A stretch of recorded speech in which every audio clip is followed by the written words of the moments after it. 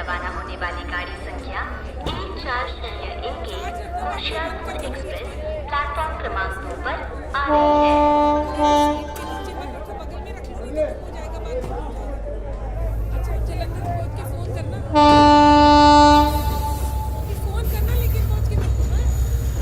हाँ मैं ही over react करती हूँ।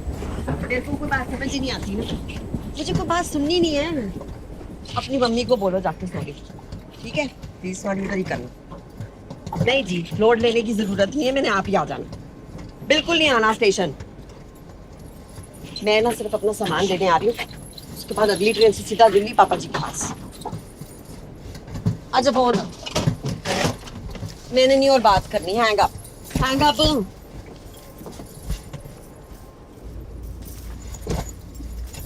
जिंदगी झंड कर रखी है।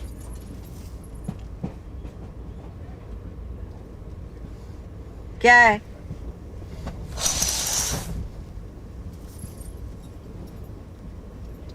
शादी होगी तेरी?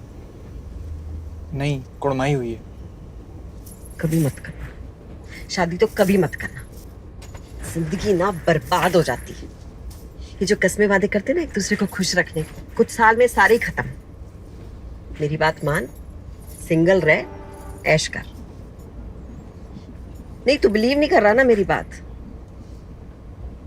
छोटा है ना, समझ नहीं आ रही तेरे को बात। क्या इस उम्र में ना हरभजन सिंह सब कुछ बड़ा प्यारा प्यारा लगता है। आप थोड़ी चाय पी लो जी। हाँ मैं पी लेती हूँ। भैया तुम पियोगे? हाँ तो सीधा मत। एक चाय देना। कितने की? 10 की। गरम है ना? गरम।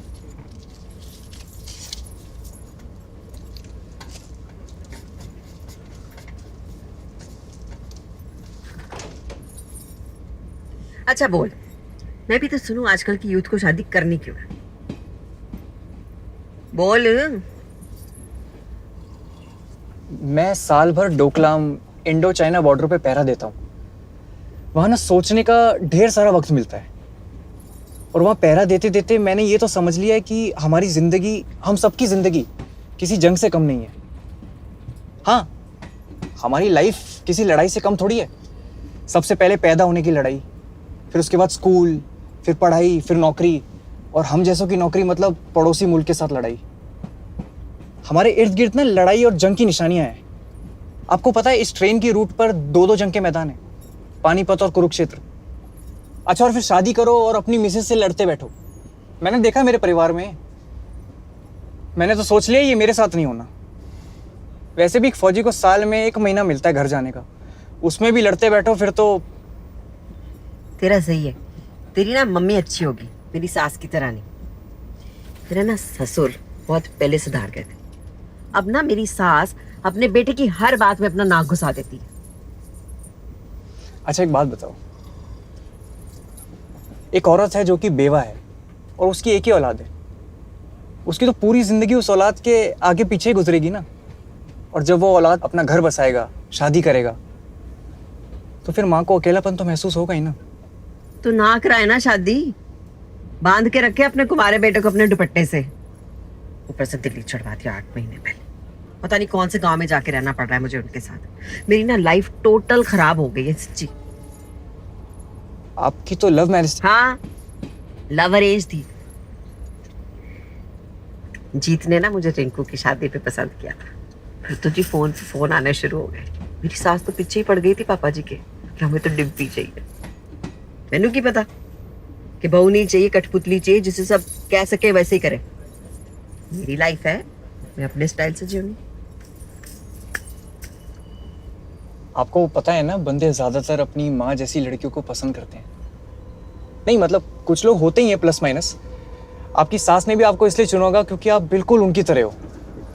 उनको भरोसा होगा कि उनके बाद आप ही उनके घर का ख्याल रखोगे, उनके बेटे का ख्याल रखोगे, सबसे निभा कर चलोगे। गांव भी आपको इसलिए बुला लिया होगा ताकि आप उनके तौर तरीके समझो। चलिए, आप उनकी कुछ एक माइनस बात बताइए, मैं उसमें से आपको कुछ प्लस ढूंढ के बताता हूँ। क्या रैपिड फायर? जो मर्जी बुला लो। मम्मी जी ना बड़ी अखड़ू है। वो स्वाभिमानी है, अधिकार जताती है, प्यार करती है, हर चीज पे तो कंट्रोल करती है। सतर्क है, कहीं कोई गलती ना हो जाए। आप भी तो वैसी हो ना, सतर्क, स्वाभिमानी, सबका ख्याल रखने वाली।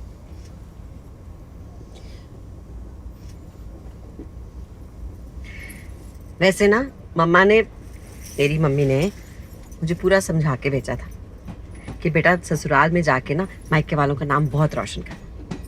और जब पर मेरी सास कोई मुझे रिस्पॉन्सिबिलिटी नहीं देती तो क्या नाम रोशन करूं मैं? कोई नहीं, मैं भी अपनी लाइफ अब अपने कंट्रोल में ले रही हूँ। सामान लेने जा रही हूँ, फिर दिल्ली वापस। मैं नहीं रहना चाहती।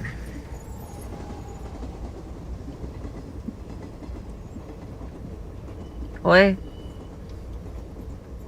तू क्या मुंह फुला के बैठा है? तू तो जा रहा है अपनी मंगेतर के पास। जा, खुश रख उसको।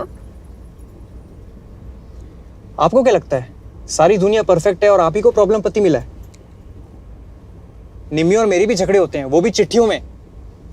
वहां ये आपका फोन वो नहीं चलता, और गुस्से वाली चिट्ठी भेजते ही दोनों को उसके जवाब का इंतजार करना पड़ता है हफ्तों। पर अगली चिट्ठी आने तक गुस्सा भी शांत हो जाता है और प्यार भी डबल। मैं जब भी उससे गुस्सा होता हूं ना, एक लिस्ट बना लेता हूं, 5 प्लस की लिस्ट और 5 माइनस की लिस्ट। प्लस में तो उसकी कई अच्छी आदतें लिख देता हूं, 5 से ज्यादा, लेकिन माइनस ढूंढते ढूंढते घंटों बीत जाते हैं।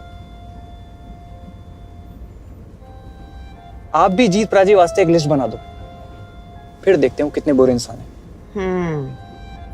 पूरी लिस्ट भर जानी है माइनस से।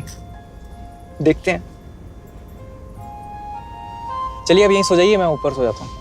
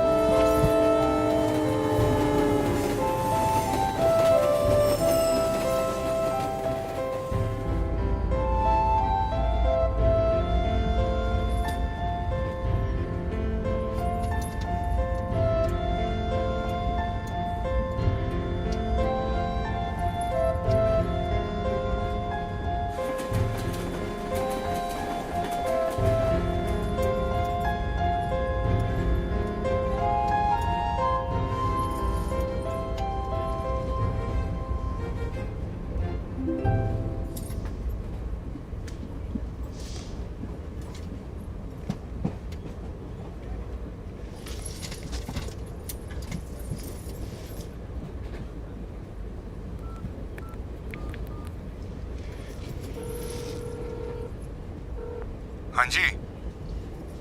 तुम अभी तक सोए नहीं? नहीं, तेरी फोन का वेट कर रहा था। तुम्हें कैसे पता मैं फोन करूंगी? बस। अच्छा सुनो, कल मुझे स्टेशन लेने आ जाना, कपूरथला। बिल्कुल, तेरी ट्रेन आ जाएगी 4:45 को, मैं आ जाऊंगा 4:15 को। इतनी जल्दी आके क्या करोगे? स्टेशन पे आके झाड़ू मारना है? सुनो, 4:40 से पहले बिल्कुल आने की जरूरत नहीं है, और आने से पहले फोन कर लेना कि कहीं ट्रेन लेट तो नहीं है। ठीक है ना। अच्छा सुन, जालंधर में जब ट्रेन चेंज करेगी ना तो प्लीज संभल के करना, ठीक है? हाँ हाँ, मुझे आता है अकेले ट्रैवल करना। ठीक है, तो फिर गुड नाइट। ओके। सुनो, जी। वो मम्मी जी को पैरी पोना कहता। अच्छा ओके, बाय।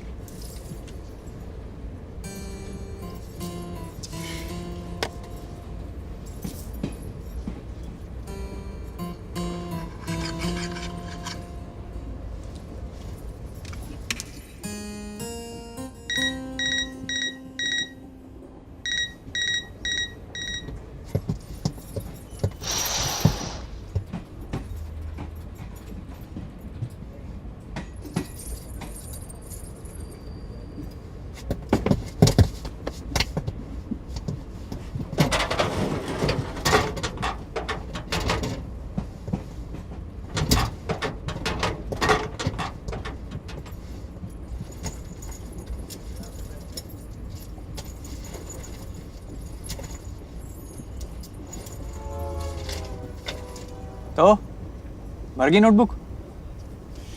तो बड़ा ज्ञानी है। पता है, हम फौजियों की जिंदगी है ना, बस एक पल से दूसरे पल तक होती हैं। कब प्लस से माइनस हो जाए पता ही नहीं। हम तो ये भी नहीं जानते कि हम रिटायर होंगे या शहीद। तो हम जितना भी जीते हैं उसमें से हर एक पल से जिंदगी निचोड़ के जीते हैं।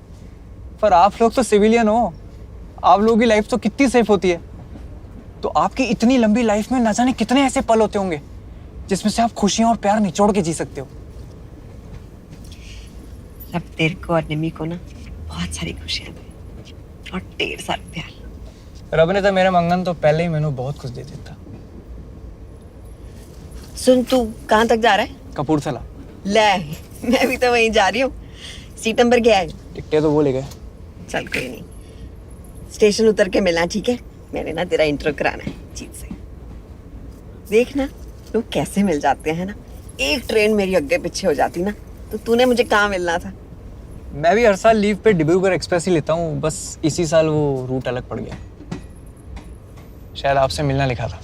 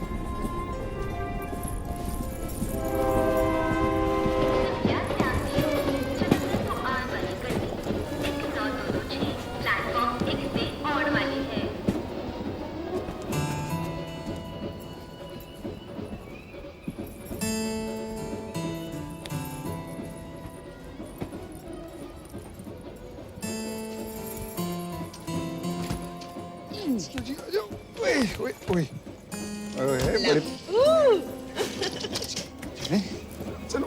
तुम्हें किसी से मिलाना है। किससे? उसी की वजह से तो फोन किया मैंने तुम्हें। अच्छा, फिर तो मिलना चाहिए। कौन है ये आदमी? फौजी है। उसका नजरिया देखोगे ना तो कमाल। ए ओए, सुनो, वो हरभजन सिंह कहाँ है? वही जिसका लगेज उठा के आप आए थे, सैल्यूट कर रहे थे जलंधर स्टेशन पे उतर के। आप बाबा जी की बात कर रहे हो क्या? बाबा जी? 22-23 साल का लड़का था, इसके जितना होगा। हाँ, पर बातें तो बाबा जी वाली कर रहा था। मैडम जी, वो 22-23 साल के थे तब निकल लिए। हाँ, आप किसी और से बात कर रही होंगी। क्या क्या कह रहे हो? ये देखो मेरी टिकट। सामने बैठा था बर्थ पे, मैंने उसका बैज भी पढ़ा है। ऐसा ही बैज था तुम जैसा, हरभजन सिंह लिखा था उस पे। क्या बात है सर जी, सब ठीक तो है? हैं?